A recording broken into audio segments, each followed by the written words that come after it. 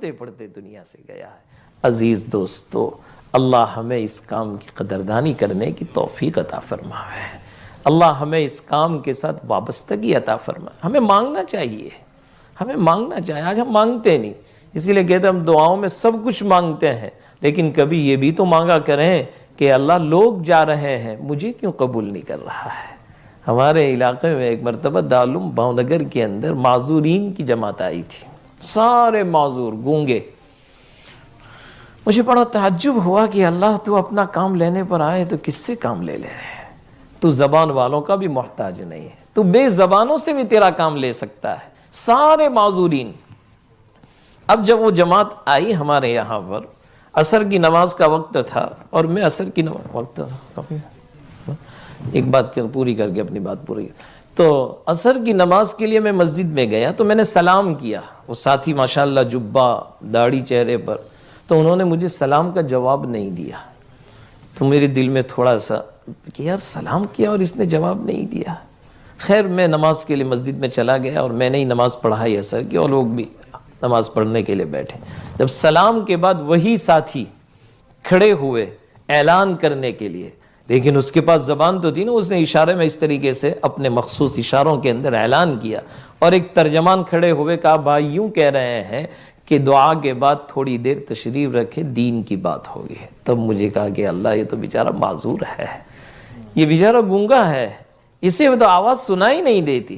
پھر اس کے بعد انہوں نے طائف کا واقعہ اشاروں میں جو بیان کیا، اس نے جذبات تھے اس کے، خدا کی قسم مسجد کے اندر ہمارا کوئی طالب علم ایسا نہیں تھا جس کی آنکھوں سے آنسو جاری نہیں تھے، ایک ہمدردی تھی۔ پھر جب وہ بات پوری ہو گئی اور میں ان کو دفتر آفس میں لے گیا، ہم بیٹھے، بیٹھنے کے بعد وہ اشارے سے مجھے یوں پوچھ رہے ہیں کہ ترجمان نے کہا کہ یہ صاحب آپ سے یوں پوچھ رہے ہیں کہ اللہ ہمیں جنت میں بھیجے گا کہ نہیں بھیجے گا؟ اوہ اللہ ہمیں جنت میں بھیجے گا کہ نہیں بھیجے گا؟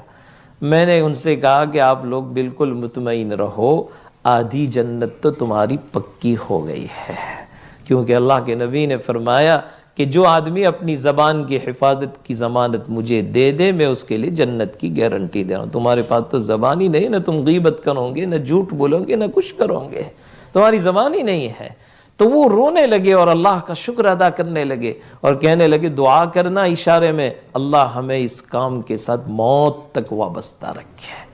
پھر امیر صاحب نے مجھے بتایا کہ مولانا یہ جماعت جو میں لے کر چل رہا ہوں، میری حیثیت تو ترجمان کی ہے، 4 مہینے یہ معذورین چل رہے ہیں، الحمدللہ جس علاقے میں بھی اور جہاں بھی ہماری جماعت کا قیام ہوا، اللہ نے ان کی اندر کی فکر کی برکت سے نقد 4 مہینے کی جماعتیں نکالی ہے۔ میں نے کہا کیا حال ہوتا ہے ان کا؟ کہا تہجد کے موقع پر منظر دیکھنے کے لائق ہوتا ہے۔ میں نے کہا کیا ہوتا ہے بھائی تہجد؟ کہا یہ لوگ صبح جلدی سے 3 بجے اٹھ جاتے ہیں، صبح جب تشکیل ہوتی ہے تو وہ جو نام لکھے جاتے ہیں تو رات کو سونے سے پہلے وہ میرے پاس آتے ہیں، کہا کہ وہ نام ہمیں دے دو، اور ہر آدمی اپنی چٹھی بنا لیتا ہے اور وہ چٹھی اپنے جیب میں رکھتے ہیں، اور جب رات کو تہجد کی نماز سے فارغ ہوتے ہیں تو مسجد کے کونے کے اندر ایک یہاں بیٹھا ایک وہاں بیٹھا ہے، اور وہ چٹھی اپنے ہاتھ میں لے کر یوں کہتے ہیں اشارے سے، اے اللہ اسے بھی قبول کر، یا اللہ اسے بھی قبول کر، یا اللہ اسے بھی قبول کر، ایک ایک نام کے اوپر اشارے کر کر کے اللہ سے منواتے ہیں۔ اللہ چاہے تو کس سے کام لے لے۔ اللہ نے ہمیں یہ زندگی اسی لیے عطا فرمائی ہے کہ ہم کچھ کر کے چلے جائیں، ورنہ دنیا سے جانے والا ہر آدمی پچھتائے گا، کرنے والے بھی پچھتائیں گے اور نہ کرنے والے بھی پچھتائیں گے۔